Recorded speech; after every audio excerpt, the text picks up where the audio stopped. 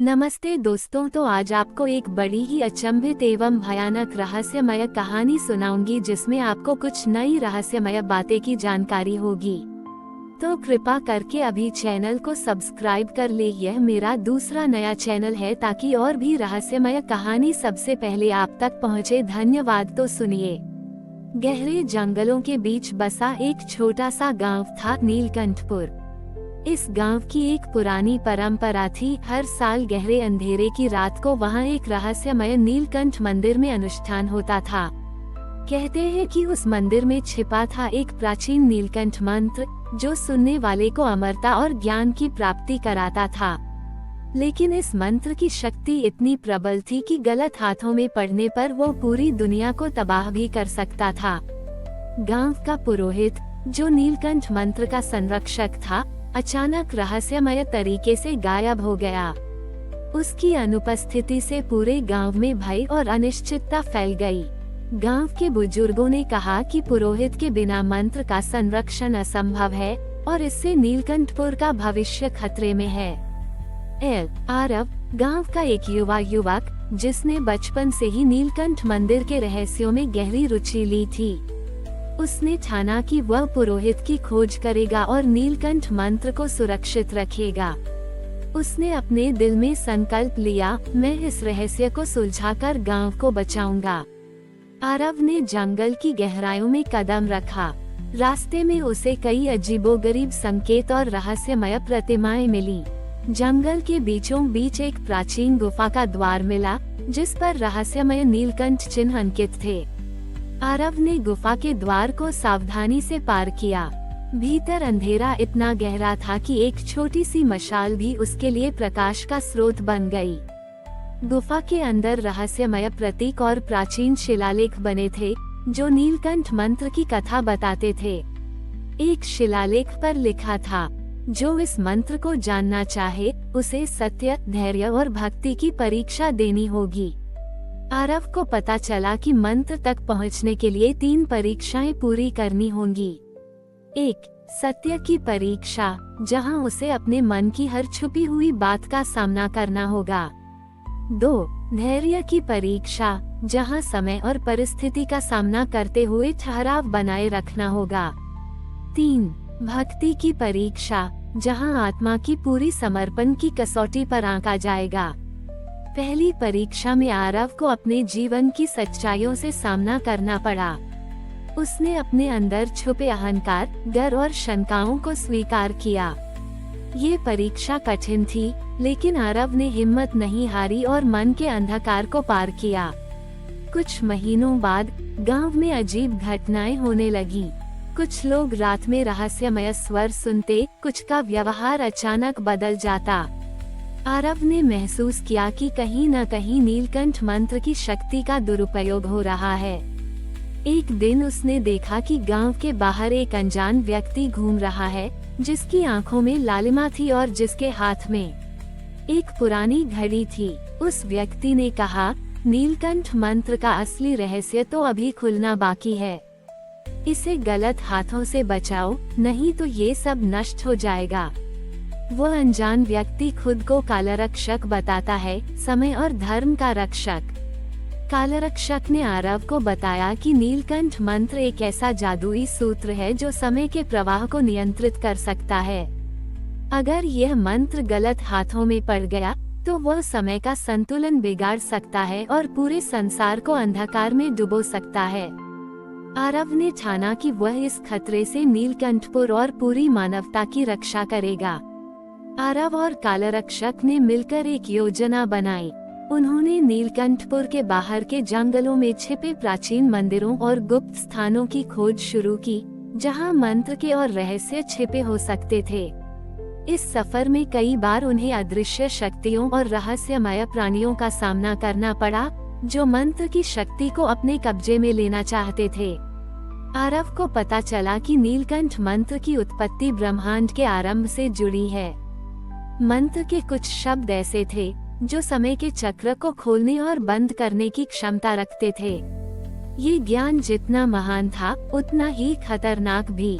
आरव ने संकल्प लिया कि इस ज्ञान को केवल धर्म और भक्ति के लिए ही उपयोग किया जाएगा न कि सत्ता और शक्ति के लिए। नीलकंठपुर और उसके आसपास के क्षेत्र में एक बड़ी लड़ाई छिड़ गई। कुछ शक्तिशाली लोग, जो नीलकंठ मंत्र की शक्ति से अभिशप्त थे, ने उस ज्ञान को हथियाने की कोशिश की।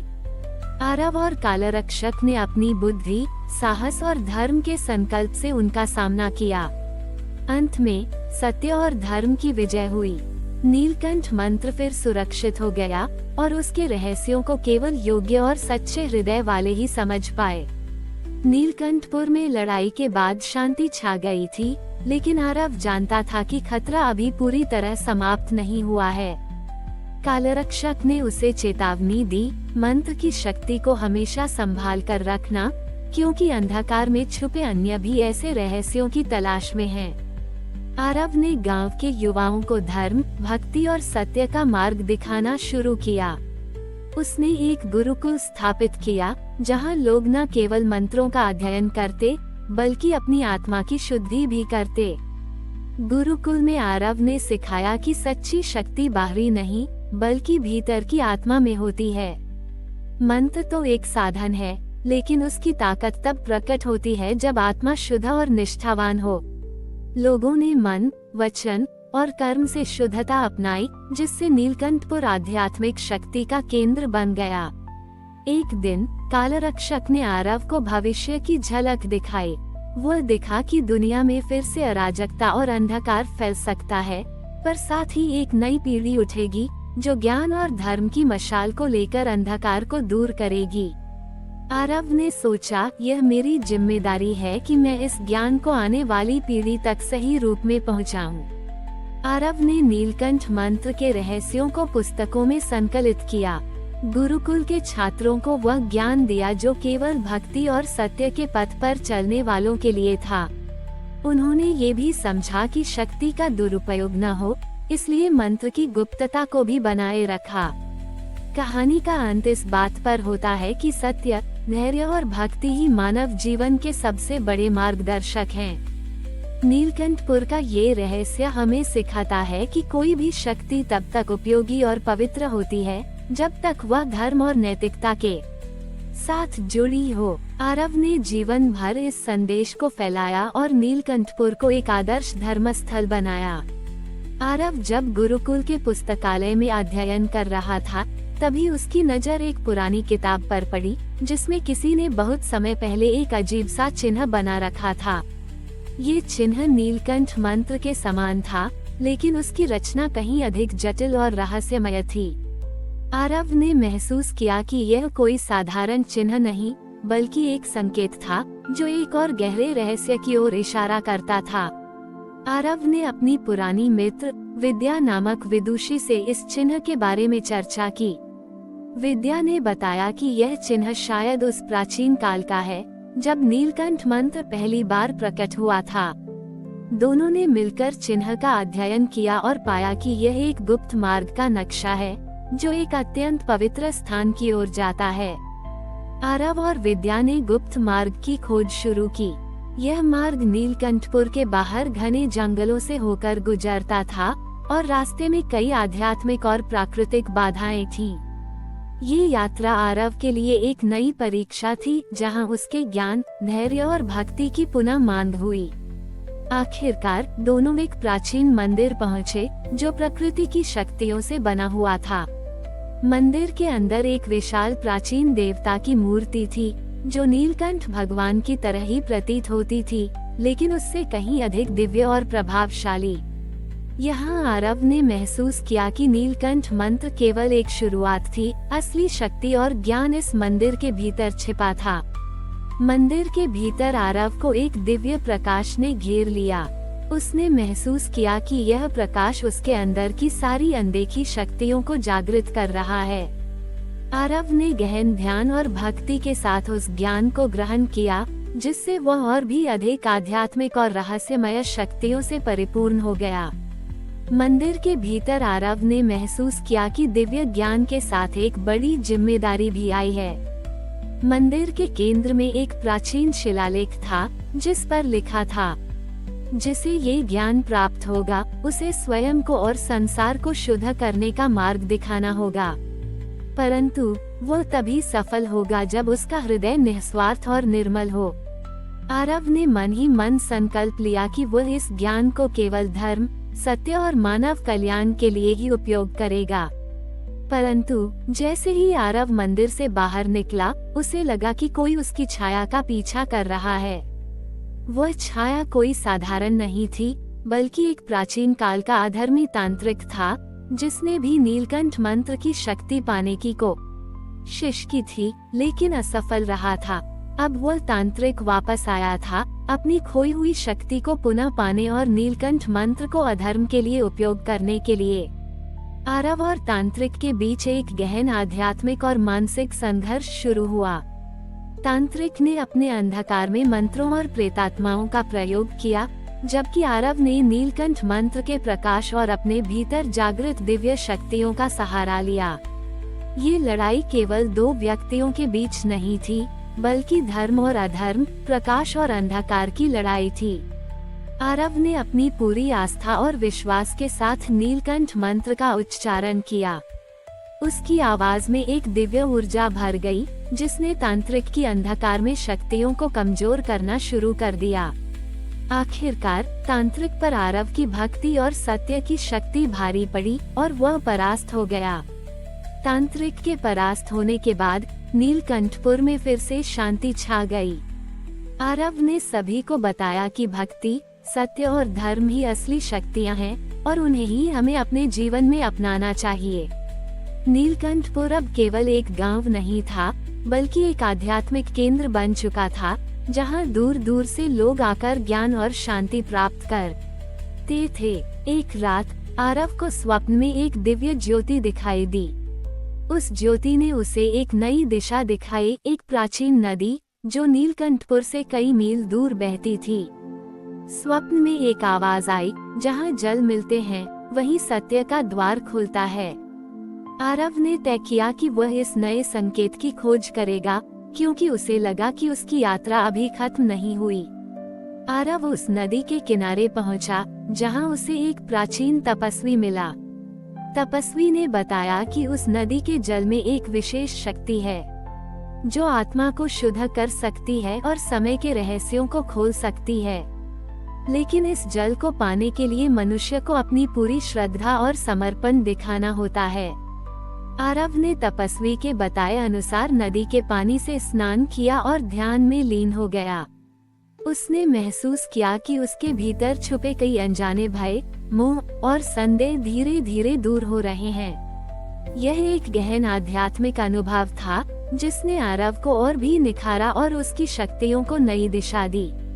नदी के जल से अपनी आत्मा शुद्ध करने के बाद आरव को एक नया रहस्य मिला, एक प्राचीन द्वार जो केवल साधुओं और ज्ञाताओं के लिए खुलता था। ये द्वार समय के आयामों के बीच एक पुल था, जिससे वह भूत, वर्तमान और भविष्य की गुत्थियों को समझ सकता था। आरव ने अपनी नई शक्तियों का उपयोग करते हुए समय के इस द्वार में प्रवेश किया। वह भूतकाल में गया, जहां उसने देखा कि नीलकंठ मंत्र की उत्पत्ति कैसे हुई और उन महान साधुओं को जाना जिन्होंने इस मंत्र को सुरक्षित रखा। फिर भविष्य की झलक भी मिली, जिसमें उसने देखा कि मानवता को आने वाले समय में कई नई चुनौतियां और अवसर मिलेंगे। आरव ने कालद्वार में प्रवेश करते ही प्राचीन युग के दृश्य देखने शुरू किए। वो एक विशाल तपोभूमि में था, जहां महान ऋषि मुनि ध्यानमग्न थे। वहां उसने देखा कि नीलकंठ मंत्र की रचना कैसे हुई। यह मंत्र उन ऋषियों ने ब्रह्मांडीय ऊर्जा से उत्पन्न किया था, ताकि मानवता को अंधकार से निकालकर प्रकाश की ओर ले जाया जा सके। लेकिन मंत्र के साथ एक चेतावनी भी जुड़ी थी। ये शक्ति तभी सही मायनों में फलती है, जब उसका प्रयोग सच्चाई और न्याय के लिए हो। यदि यह शक्ति अधर्म के लिए उपयोग हो, तो उसका परिणाम विनाशकारी होता। आरव ने फिर भविष्य की ओर यात्रा की, जहां उसने एक भव्य परिदृश्य देखा, जहां तकनीक और आध्यात्मिकता का संगम हो रहा था। मानव जाति ने प्रकृति के साथ समन्वय स्थापित किया था, लेकिन वहीं कहीं गहरे अंदर कुछ अंधकार में ताकतें भी फिर से उठ खड़ी हुई थीं, जो इस संतुलन को तोड़ना चाहती थीं। आरव ने महसूस किया कि आने वाले समय में फिर से उसे और नीलकंठपुर के लोगों को मिलकर उस अधर्म से लड़ना होगा। काल यात्रा से लौटते ही आरव ने नीलकंठपुर के लोगों को इस ज्ञान और भविष्य की चेतावनी से अवगत कराया। उसने उन्हें समझाया कि केवल भक्ति ही नहीं बल्कि जागरूकता और सदाचार भी आवश्यक है, ताकि वे आने वाले संकटों का सामना कर सकें। आरव और नीलकंठपुर के साधु मिलकर एक नया केंद्र स्थापित करने लगे, जहां न केवल आध्यात्मिक शिक्षा दी जाती बल्कि आधुनिक ज्ञान और तकनीक को भी धर्म के साथ संतुलित किया जाता। ये केंद्र धीरे धीरे एक ऐसे युग की शुरुआत बन गया जहां धर्म, विज्ञान और मानवता का मेल हो। आरव जान गया था कि आध्यात्मिक यात्रा कभी समाप्त नहीं होती। हर उत्तर के साथ एक नया प्रश्न जन्म लेता है, पर यही जीवन की सच्ची सुंदरता थी, अनंत खोज, अनंत ज्ञान और अनंत रहस्य। आरव ने निश्चय किया कि वह इस खोज को जीवन भर जारी रखेगा और अपने अनुभवों से दुनिया को उज्जवल बनाएगा। आरव ने नीलकंठपुर के नए आध्यात्मिक केंद्र को एक स्थायी स्वरूप देने के लिए कार्य शुरू किया। उसने दूर दूर से साधुओं, विद्वानों, वैज्ञानिकों और दार्शनिकों को आमंत्रित किया ताकि वे मिलकर मानवता के कल्याण के लिए काम कर सकें। एक दिन आरव को एक गहन ध्यान अवस्था में दिव्य स्वर सुनाई दिया। उस आवाज ने उसे बताया कि नीलकंठ मंत्र के साथ जुड़ा एक और गूढ़ रहस्य है, जो केवल सत्य आत्मा को ही प्राप्त हो सकता है। इस रहस्य को खोजने के लिए आरव को त्रिकाल मंदिर की ओर जाना होगा, एक ऐसा स्थान जहां समय, ऊर्जा और चेतना के तीनों आयाम मिलते हैं। आरव ने अपनी कुछ सबसे विश्वसनीय साथियों के साथ त्रिकाल मंदिर की यात्रा शुरू की। ये यात्रा कठिनाइयों और चुनौतियों से भरी थी, क्योंकि रास्ता न केवल भौतिक था बल्कि आध्यात्मिक भी था। हर मोड़ पर उन्हें अपनी आस्था, धैर्य और विवेक की परीक्षा देनी पड़ी। जब वे त्रिकाल मंदिर पहुँचे, तो वहाँ का वातावरण अत्यंत रहस्यमय और दिव्य था। मंदिर के अंदर 3 विशाल द्वार थे, एक अतीत के लिए, एक वर्तमान के लिए और एक भविष्य के लिए। इन द्वारों के पार आरव को अपनी आत्मा की गहराई में उतरना था, जहां उसे अपने सबसे बड़े सत्य से सामना करना था। मंदिर के अंदर आरव ने तीनों द्वारों की परीक्षा दी। अतीत के द्वार ने उसे उसकी गलतियों और छुपे हुए पापों का सामना कराया। वर्तमान के द्वार ने उसे अपनी जिम्मेदारियों और कर्तव्यों की याद दिलाई, और भविष्य के द्वार ने उसे उसके द्वारा लिए गए फैसलों के परिणाम दिखाए। त्रिकाल मंदिर की आत्मा परीक्षा के बाद आरव ने अनुभव किया कि उसके भीतर एक नया प्रकाश जाग उठा है। वो अब केवल अपने अतीत, वर्तमान और भविष्य को समझने वाला नहीं था, बल्कि उन तीनों को संतुलित करने वाला भी बन गया था। मंदिर के गूढ़ केंद्र में पहुंचकर उसे एक प्राचीन ग्रंथ मिला, जिसमें लिखा था, जो त्रिकाल को समझ ले वही जीवन के सर्वोच्च रहस्य को प्राप्त कर लेता है। ग्रंथ में एक मंत्र लिखा था, जो तीनों कालों में संतुलन बनाए रखने की कला सिखाता था।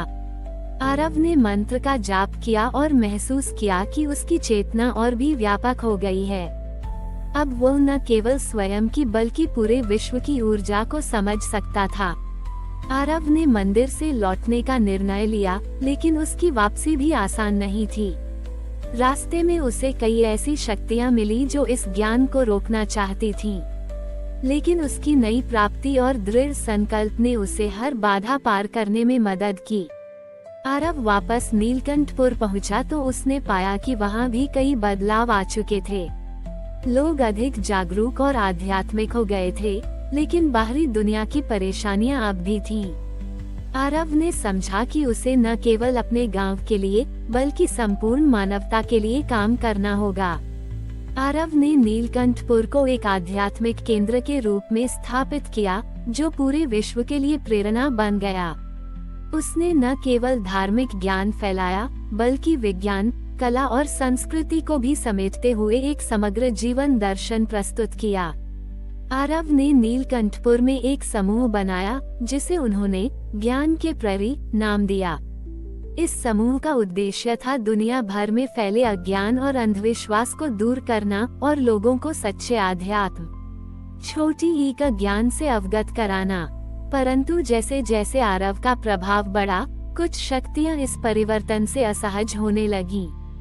एक प्राचीन रहस्यमय संगठन जो अंधकार के साथ गठबंधन में था, ने नीलकंठपुर पर कब्जा करने की साजिश रचनी शुरू कर दी। आरव और उसके प्रहरियों को सावधान रहना था। जानकारी मिली कि इस अंधकार संगठन का मुख्यालय एक छिपे हुए मंदिर में है, जो कि पर्वतों की चोटियों के बीच कहीं स्थित है। आरव ने अपनी टीम के साथ उस मंदिर की ओर चलना तय किया, क्योंकि वहां छुपा था वह रहस्य जो इस संगठन को शक्ति देता था। पर्वतारोहण कठिन था और रास्ते में कई प्राकृतिक और अलौकिक बाधाएं आईं।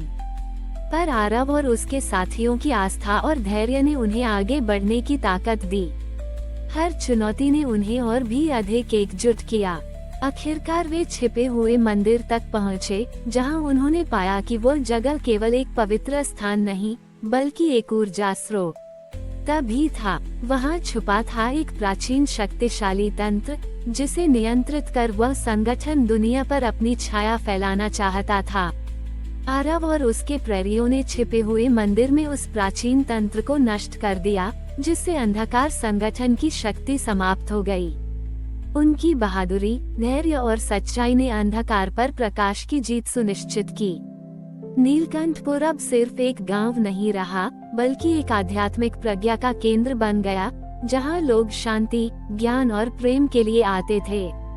आरव की यात्रा ने सिखाया कि सच्चा धर्म केवल आस्था नहीं, बल्कि सत्य, न्याय और मानवता की सेवा भी है।